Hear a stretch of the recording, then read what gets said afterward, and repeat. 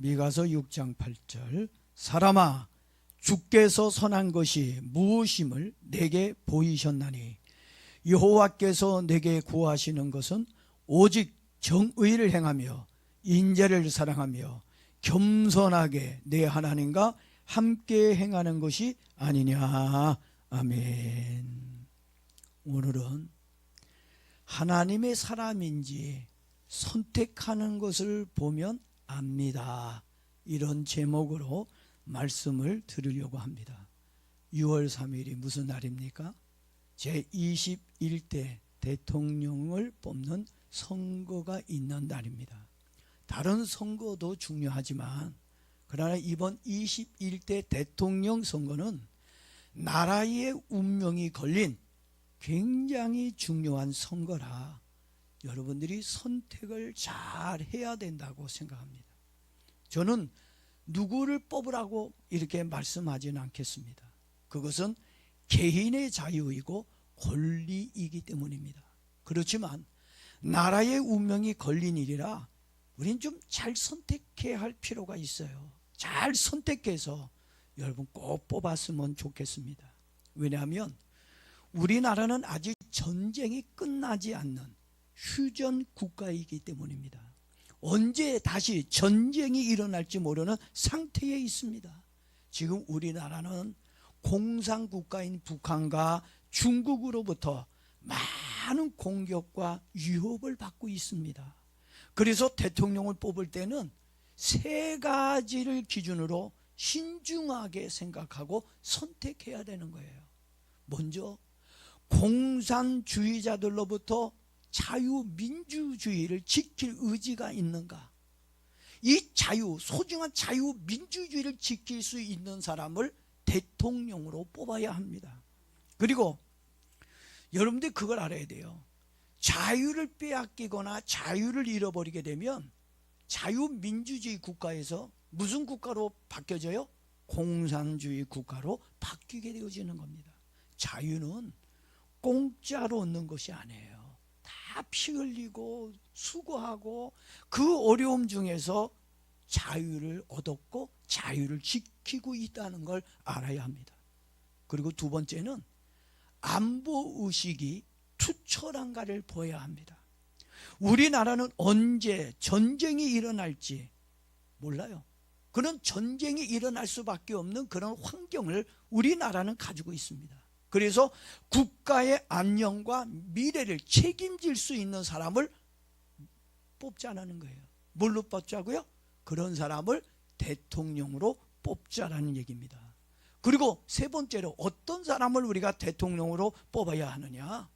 나라의 번영과 경제 성장을 위한 마인드 앱이 있는 사람. 과연 저 사람이 우리 한국 경제를 책임지고 지금 이렇게 허덕이고 있는 이 어려움을 극복하고 잘 성장시킬 수 있는 경제를 아는 그런 대통령인가를 생각해보고 뽑아야 됩니다. 경제를 모르는 무식한 사람이 대통령이 되면 성장은커녕 도리어 가난해지기 때문입니다. 그래서 이번 대통령 선거에는 학연도 지연도 정당을 떠나서 자신이 한 말에 대한 어떤 말에 대한 약속을 책임지고 지킬 수 있는 사람, 정직하고 깨끗한 사람, 거짓말 안 하는 사람, 정과와 범죄 이력이 없는 사람을 우린 선택해야 된다는 것입니다. 옛날 가전제품 광고에 나온 유명한 대사가 생각이 납니다. 한 번의 선택이 뭘 좌우해요? 10년을 좌우한다고 그랬어요. 가전제품도 선택을 잘하지 않으면 후회한다는 얘기입니다. 우리나라가 1948년도에 헌법을 공포하고 처음으로 대통령 선거를 했습니다. 일대 이승만 대통령 때부터 2017년 18대 박근혜 대통령 때까지 우리나라의 부채가 660조였습니다. 69년 동안 거의 70년 동안 18명의 대통령이 직무하는 동안에 나라의 빚이 얼마였다고요? 660조. 사실 전 이 금액이 전 사실 느껴지지가 않아요. 얼마나 큰 돈인지 전 상상이 안 됩니다. 그러다가 19대 때 문재인 대통령 때 국가의 빚이 꽁충 뛰어서 무려 얼마가 되었느냐? 1070조가 되었습니다. 여러분, 이 문재인 대통령이 임기 5년 동안 진 빚이 무려 몇 조가 됐어요? 400조가 됐다는 얘기입니다. 그러니 우리가 대통령을 잘 뽑지 않는다면 빚더미에 앉아 손가락을 빨 수도 있다는 걸 알아야 합니다. 여러분은 대통령 선거를 앞두고 요즘 마음이 어떻습니까? 많은 고민이 될 거라는 생각이 듭니다. 사람마다 생각이 다르죠. 또 기대하는 바가 다 다릅니다. 하나님을 믿는 사람들은 세상 사람들과는 차원이 다른 시각으로 선거를 볼 수 있어야 합니다. 단순한 정치 논리로 선택하는 것이 아니라 하나님 앞에서, 예수 믿는 사람은 적어도 하나님 앞에서 신앙으로 선택해야 맞다고 저는 생각이 듭니다. 하나님 따로 세상 따로 이러면서 우리가 선거하는 것이 아니라 적어도 하나님을 믿는 사람은 신앙의 양심을 가지고 하나님의 말씀의 근거를 가지고 우리는 투표해야 된다는 얘기입니다. 흑인 인권운동가인 마틴 루터킹 목사님은 이런 말을 했습니다. 침묵은 때로는 폭력이다. 무관심은 불의의 공범이 될 수도 있다라고 하였습니다. 그는 복음을 외치며 동시에 정치적 참여와 투표의 중요성을 강조하였습니다. 킹 목사님의 운동은 단순히 인종 차원을 넘어 하나님의 정의가 이 땅에서 이루어질 수 있도록 실천했던 사람이 마틴 루터 킹 목사님이었습니다. 그렇다면 하나님은 우리들에게 어떤 사람을 선택하기를 원하실까요? 그리고 우리 기독교인들은 이 세상의 소금과 빛으로서 어떤 역할을 해야 할지 좀 그 부분에 대해서도 좀 말씀을 드리도록 하겠습니다. 먼저 기독교인은 하나님이 원하시는 선을 기준으로 선택해야 돼요. 무엇을 꼭 선거뿐만 아니라 내가 무슨 일을 하든지 항상 이 선의 기준이 하나님 앞에 있어야 된다는 얘기입니다. 미가서 6장 8절, 오늘 아까 본문 말씀에 제가 읽었습니다만 또 한번 읽어볼게요. 사람아, 주께서 선한 것이 무엇임을 내게 보이셨나니. 하나님 우리에게 뭘 보여주셨어요? 선한 거 다 보여주셔. 어떤 게 선인지 어떤 게 악인지, 어떤 사람이 정직한 사람인지 어떤 사람이 나쁜 사람인지 이미 하나님이 다 보여주셨습니다. 보여주셨는데도 그걸 안 따라간다고요? 또 읽어볼게요. 여호와께서 내게 구하시는 것은 오직 정의를 행하며 인애를 사랑하며 겸손하게 내 하나님과 함께 행하는 것이 아니냐. 이렇게 미가야 선지자가 말해 주었습니다. 그렇다면 하나님께서 원하시는 선이 무엇일까요? 미가 선지자 시대 때나 지금 우리가 살고 있는 이 시대나 하나님의 선의 기준은 똑같아요. 달라지지 않습니다.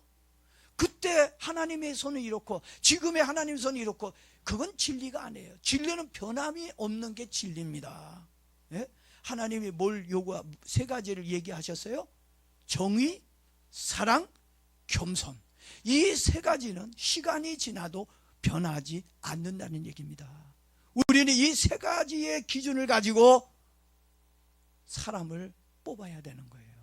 이 세 가지 기준 없이 그냥 아무 생각 없이 뽑으면 안 돼요. 예? 세상의 기준으로, 정치의 기준으로 뽑으면 안 된다고 하는 것입니다. 하나님은 우리들에게 복잡한 기준을 요구하고 있지 않습니다. 아주 단순한 것 같지만 깊은 의미가 있는 기준을 우리에게 주셨습니다.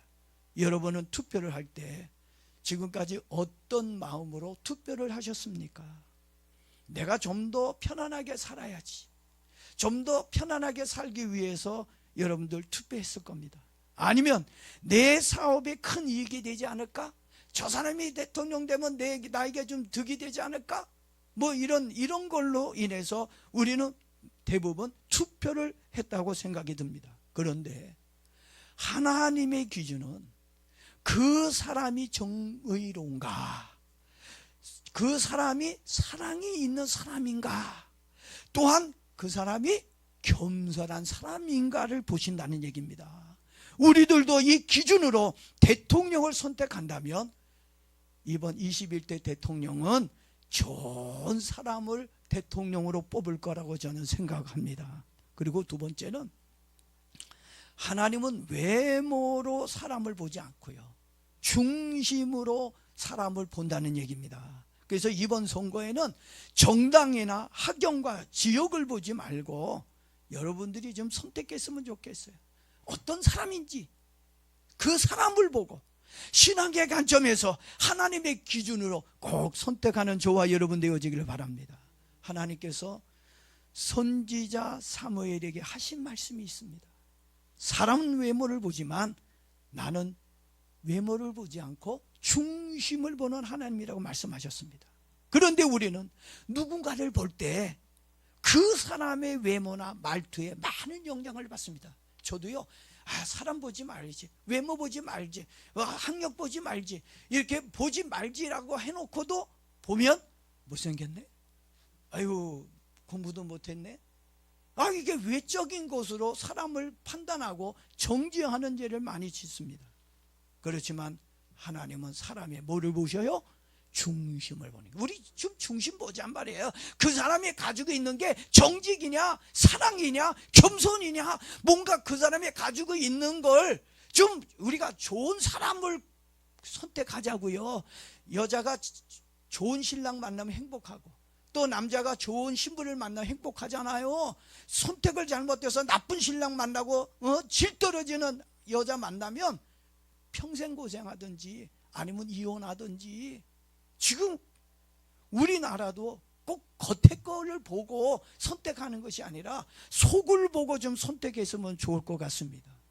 사울 왕은요, 키가 크고 멋지고 우월한 유전인자를 가지고 있어서 인기가 많았습니다. 그런데 결국 어떻게 되었습니까? 그의 교만이 자신의 발등을 찍었습니다. 그러나 반대로 다윗은 어떻습니까?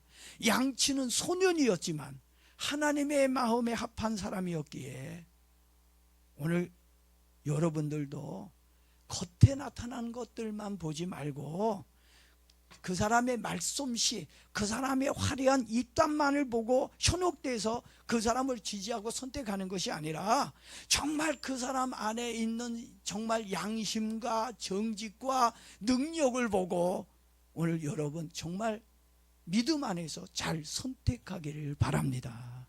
네? 그러니까 우리 기도하면서 그 정치인의 중심을 볼 수 있어야 된다는 거예요. 지역을 보고 정당을 보고 뭐 학연을 보고 내가 잘한다고 해서 지지하는 것이 아니에요. 그리고 세 번째는요, 백성이 즐거워하되 백성이 탄식하지 않는 사람을 선택해야 되는 겁니다. 잠언 29장 2절 제가 한 구절 읽어보겠습니다. 의인이 많아지면 백성이 즐거워하고 악인이 권세를 잡으면 백성이 탄식한다라는 말씀이 나옵니다. 대통령이란 단지 나라를 다스리는 사람이 아닙니다.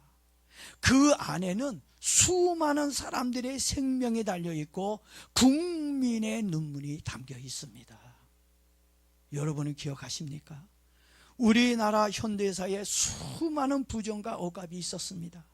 시민들은 부정과 그 불법과 싸우기 위해 폭염과 눈보라를 맞아가며 거리로 나와 부정과 불법과 맞서 싸웠습니다.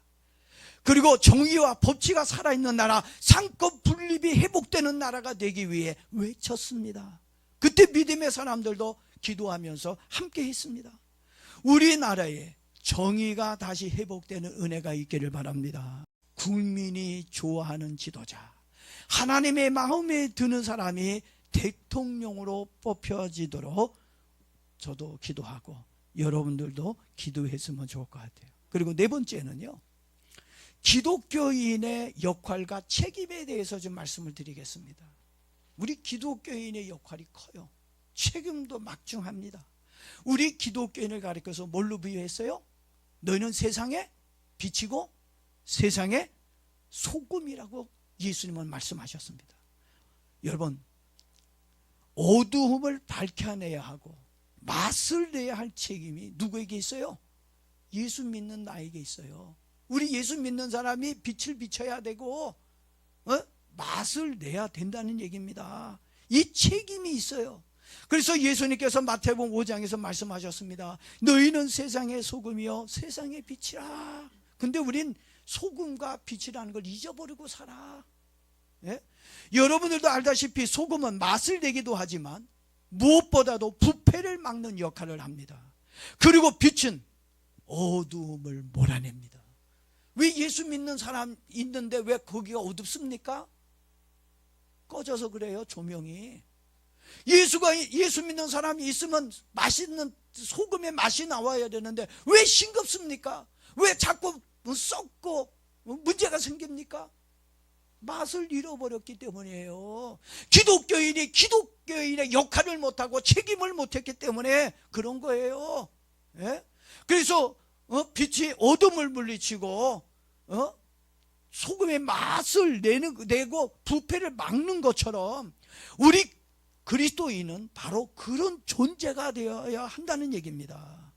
기독교인의 생명인 빛을 잃어버리거나 맛을 잃어버리게 되어진다면 그때는요 비난의 대상이 되어버리고 땅에 밟히고 버림을 받게 될 것입니다.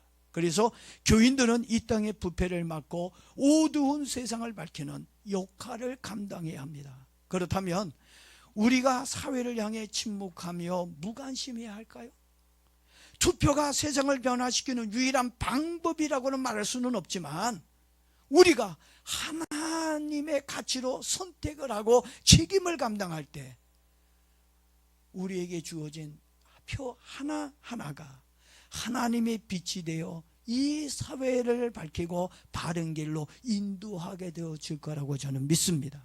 마지막으로 기독교인들은 하나님의 질서를 위해 적극적인 사회 참여를 해야 돼요. 사회 참여 우리 기독교는 해야 돼요. 기독교는 교회만 있어서는 안 되는 거예요. 기독교인은 하나님의 은혜를 받고 사회로 나가서 아까 그랬죠. 빛과 소금의 역할을 해야 되는 거예요. 그래서 적극적으로 사회에 참여를 하고 이 사회가 바르게 갈 수 있도록 만들 책임이 있습니다. 로마서 13장에서 이렇게 얘기합니다. 모든 권세는 하나님께로부터 나지 않음이 없다라고 얘기했고 디모데전서 2장에서는 높은 지위에 있는 모든 사람들을 위해 기도하라고 권면해 주고 있습니다. 하나님은 세상의 조직을 통해 일하세요. 네? 무엇을 통해 일하신다고 하나님이요? 세상의 조직을 통해서 일을 하시는 거예요. 그래서 우리는 그 질서가 무너지지 않도록 바르게 세워지도록 참여해야 된다는 것입니다. 제 말의 뜻은 정치하자는 얘기가 아니에요. 정치할 사람은 정치해야 되겠죠. 예? 저는 정치하자라는 이 사회 참여를 정치하자는 말로 얘기하는 게 아닙니다. 정치인들이 바른 정치를 할 수 있도록 관심을 가지고 지켜보자라는 말씀입니다. 예? 우리가 안 지켜보니까 배가 어디로 가고 있어요? 산으로 가고 있는지 이 배가 바다로 가고 있는지 몰라요. 그러니까 이 배가 산으로 가지 않고 바다를 향해 제대로 가고 있는지 책임감을 가지고 살펴보아야 할 책임이 있다는 얘기입니다. 우리가 기도하고 깨어 지켜볼 때 하나님의 질서를 지키는 길이 될 것입니다. 독일의 디트리히 본헤퍼라고 하는 목사님이 있었습니다. 이 본헤퍼 목사님은 히틀러의 독재에 반대하며 이런 말을 남겼어요. 아마 우리 대한민국이 이렇게 히틀러처럼 독재 국가가 된다면 아마 우리 목사님들 중에 이 그 본헤퍼 목사님처럼 히틀러의 그 독재에 맞서 싸우고 반대하는 사람은 극히 없을 거예요. 저부터도 음해하고 조용히 숨어서 살지 잘못됐다고 그거 하면 안 된다 하나님 뜻이 아니라고 말할 수 있는 사람이 거의 없을 겁니다. 근데 참 대단합니다. 그 무서운 히틀러 앞에서 히틀러가 잘못됐다. 잘못됐다고 반대의 글을 남겼어요. 그러면서 그가 뭐라고 얘기하냐면 교회가 국가의 불의에 침묵할 때 그것은 신앙의 배신이다 라고 얘기했어요. 얼마나 무서운 일입니까? 이런 불법 앞에, 독재 앞에 말하지 않고 침묵하고 있다면 누구에 대한 배신이라고요? 하나님께 대한 배신이에요. 신앙에 대한 배신입니다. 네? 그는 복음을 전하면서도 사회의 정의를 외쳤던 사람이었습니다. 미국의 성장의 원동력이었던 무디 목사님도 어느 한 청년에게 이런 말을 해준 적이 있습니다. 하나님을 믿는 사람은 교회 안에서나 시장에서나 투표장에서도 하나님을 증거해야 됩니다. 어느 장소에 가든지 예수 믿는 사람은 하나님을 알려야 돼요. 하나님을 나타내야 된다는 얘기입니다. 투표 하나에도 하나님의 뜻이 일어날 수 있도록, 하나님의 질서가 이 땅에 이루어질 수 있도록, 그래서 오늘 우리는 투표해야 된다는 얘기입니다. 네? 그는 복음만 전하는 것이 아니라 믿음이 삶 속에서 어떻게 살아야 하는지를 강조했습니다. 우리들도 나의 삶 속에서 복음을 전해야 하며 또한 하나님의 사람으로 선택할 때도 세상의 기준이 아니라 누구의 기준으로? 하나님의 기준, 신앙의 기준으로, 신앙으로 선택을 해야 하나님의 사람으로 인정을 받게 되어지는 거예요. 그래서 선택을 하는 걸 보면 저 사람이 하나님을 믿는 사람인지, 주둥아리만 입으로만 하나님 믿는다고 얘기하고 그리고 삶은 하나님 없이 하나님을 거부하는, 배신하며 사는 건지, 그 사람이 무엇을 선택하는지를 보면 그 사람의 신앙이 진실한지 거짓된지를 알 수 있다고 하는 얘기입니다. 그래서 제가 오늘 설교 제목으로 선택하는 것을 보면 그 사람의 신앙을 알 수 있습니다 라고 잡은 겁니다. 저는 이야기면 여러분이 하나님께 인정받을 수 있는 신앙인이 되어지기를 바랍니다. 그러려면 여러분이 뭘 잘해야 돼요? 하나님의 기준으로, 신앙의 기준으로 선택하며 살아야 된다는 얘기입니다. 오늘 여러분의 선택이 믿음의 고백이 되기를 축복합니다. 그리고 우리의 선택이 단지 종이 위에 도장 하나를 찍는 일이 아니라는 걸 알고 있어야 됩니다. 그것은 하나님의 나라를 위한 신앙 고백이요, 나의 믿음을 지키는 신앙 행위라고 생각합니다. 하나님은 지금도 우리에게 묻습니다. 하나님은 지금도 우리에게 묻습니다. 너는 누구의 편에 설 것인가? 무엇을 기준으로 선택할 것인가에 대한 이 물음에 우리는 정의와 사랑과 겸손이 있는 사람을 선택하겠습니다 라고 말씀드려야 합니다. 정당이나 지역이나 용고의 외모가 아닌 정직하고 깨끗한 사람을 보고 하나님의 시선으로 올바른 사람을 선택하여 대한민국을 살기 좋은 나라로 만드는 저와 여러분이 되어지기를 예수님의 이름으로 축복합니다.